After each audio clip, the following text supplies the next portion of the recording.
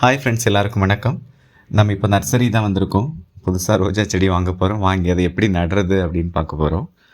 இப்போது இந்த பூக்களெல்லாம் பார்க்குறதுக்கு உங்களுக்கு அழகாக இருக்கும். அங்கே மட்டும் தான் பூக்குது, நமக்கு பூக்க மாட்டேங்குது அப்படின்னு.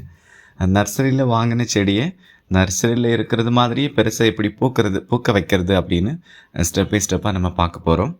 இப்போது இந்த செடியிலேருந்து நம்ம செலக்ட் பண்ணி எடுக்க போகிறோம். இப்போ நம்ம செடி வாங்கியாச்சு செலக்ட் பண்ணி. எல்லா வெரைட்டிலையும் ஒரு செடி வாங்கியிருக்கேன் பாருங்கள். இது வந்து 1 kg கவர், 1 கிலோ கவர். இது ஒரு மினியேச்சர், ரெட் மினியேச்சர். இப்போ நம்ம வாங்கும்போது நான் சொன்ன மாதிரி பிரான்ச்சஸ் நிறையா இருக்கிற மாதிரி வாங்கணும். இதில் 2-3 பிரான்ச்சஸ் இருக்குது பாருங்கள். மொட்டுக்கள் நிறையா இருக்குது. அப்போ இது கொஞ்சம் கூட ஹெல்த்தியாக வரும். அடுத்தது இது 2 kg கவர். இது ஒரு நாட்ரோஸ் வெரைட்டி தான். மொட்டு கூட வச்சுருக்கு. பிரான்ச்சஸ் 2-3 இருக்குது பாருங்கள். சின்ன செடி தான். 2 kg கவர். அடுத்தது 5 kg கவர். இது எவ்வளோ பெரிய செடி பாருங்கள். இது ஒரு ஆப்பிள் ரெட் ரோஸ், நல்ல ஹெல்த்தியாக இருக்குது ஸ்டெம்பு. இன்னொரு 5 kg கவர் இருக்குது. இது ஒரு பன்னீர் ரோஸ். எவ்வளோ பிரான்ச்சஸ், எத்தனை பிரான்ச்சஸ் இருக்குது பாருங்கள். அடுத்தது ஒரு 6 inch பாட்டு. எத்தனை பிரான்ச் இருக்குது பாருங்கள். இது ஒரு ஆரஞ்சு ஃப்ளோரிபண்டா வெரைட்டி தான். எவ்வளோ மொட்டு பூவோடு இருக்குது பாருங்கள். நம்ம செடி வாங்கும்போது இது மாதிரி பிரான்ச்சஸ் நிறைய இருக்கிறது பார்த்து தான் வாங்கணும். இது ஒரு 8 inch.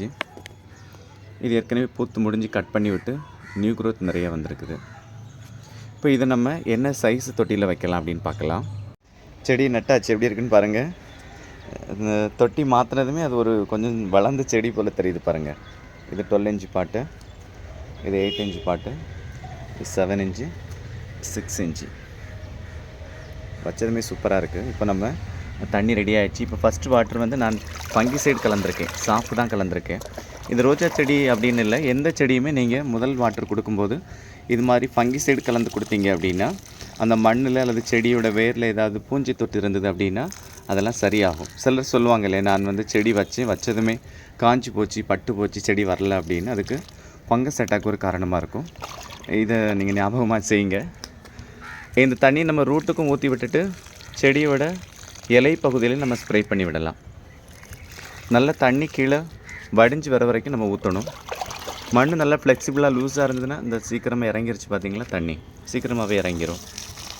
ரொம்ப இறுக்கி வைக்கக்கூடாது மண், அப்போ வேர் போகிறதுக்கு சிரமப்படும்.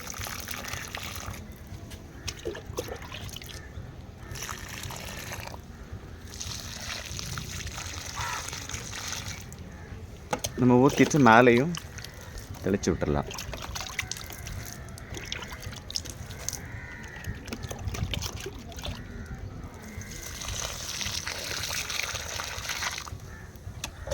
நம்ம தண்ணி ஊற்றும்போது அந்த மண்ணோட அளவு இன்னும் கொஞ்சம் கூட கீழே இறங்கும்.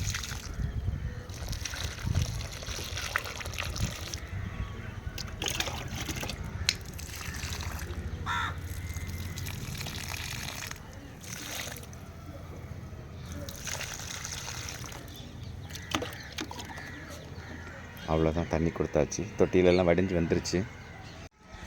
சிலர் பாட் சைஸ் கேட்டிங்க. அதாவது அந்த 1 கிலோ கவர் இருக்குது இல்லையா, அது 6 inch பாட்டில் வச்சுருக்கோம். இந்த தொட்டிக்கு அந்த கவர் கரெக்டாக இருக்கும். அந்த 2 கிலோ கவர் இருந்தது இல்லையா, ஒரு நாட் ரோஸ், அதை 7 inch பாட்டில் வச்சுருக்கோம். அந்த 2 கிலோவுக்கு 7 inch ஓகே.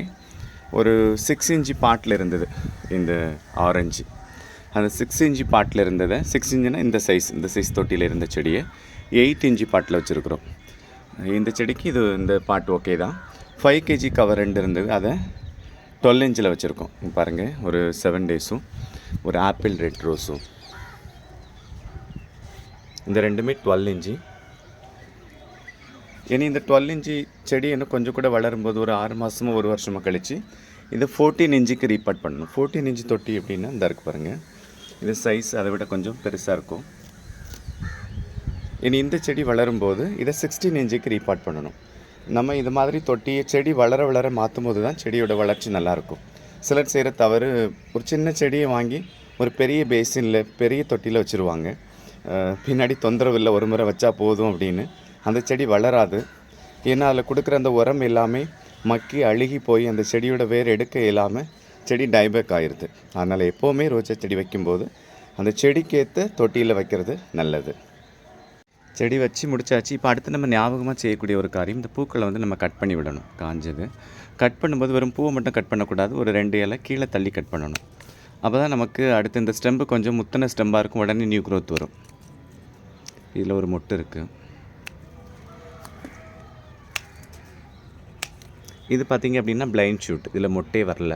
இப்போ இதை கூட எங்கே கட் பண்ணுறேன் பாருங்கள், கொஞ்சம் கீழே தள்ளி கட் பண்ணிங்கன்னா தான் உங்களுக்கு அடுத்து க்ரோத் வர்றதுக்கு நல்லாயிருக்கும். இப்போ இங்கேயுமே காஞ்ச ஸ்டெம்ப் இருக்குது.